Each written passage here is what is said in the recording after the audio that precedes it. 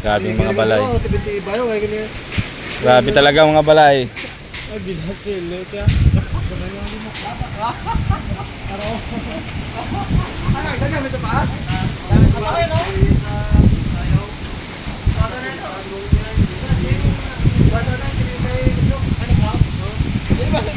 Nagamit niya pa?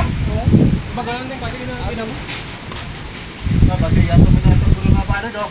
Yato ato pa? To? Dok? Ah, sa motor pa na ito. Dok mo na? Kayo dahil tuto? Kayo dahil tuto na siya ano ko Nagsipag tanggalan ng pintawan doon sa lah. Ayun oh, yung kudal na ano kuha sin. Kita lang ebidensya. Grabing lakas talaga. Ninyo. Magsala gid ang mga multo sini kundi madam lago. Ang multo, sala gid ngagaw mo palago kay may gutas sa sin.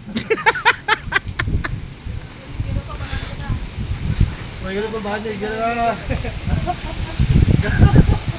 Sala ikaw na nakamiti. Grabe tibay talaga nga ano. Dito mga kanoy, ayan oh. Yan, bago makarating ditong hangin sa kanila, dito muna sa amin sa likod. Yan.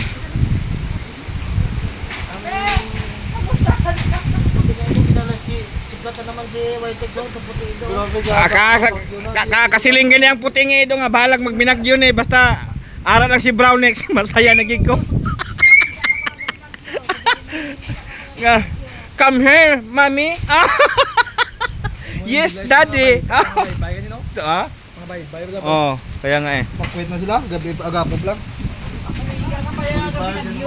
Grabe mga kanoy ang ano, ang lakas ng hangin. Kaya dito gid sa amin ang bansada talaga. Si daddy kain pa rin. Video. Kaya no. Kaya mga kanoy ang sa loob namin, eh diyan no. Yan. Grabe update ito sa Bagyong Tino. Yan mga kanoy oh. Yan tinalian na namin yan. Nakita niyo yun yung orange na yun. Tali na namin yun. Siguro kung walang tali yun, nako, huwag na. Tanggal na. At yun ang bahay ko mga kanoy, yun oh. Maliit na yan oh. Yan. So buti na lang naayos natin kaagad. Kung wala siguro kawawa lang.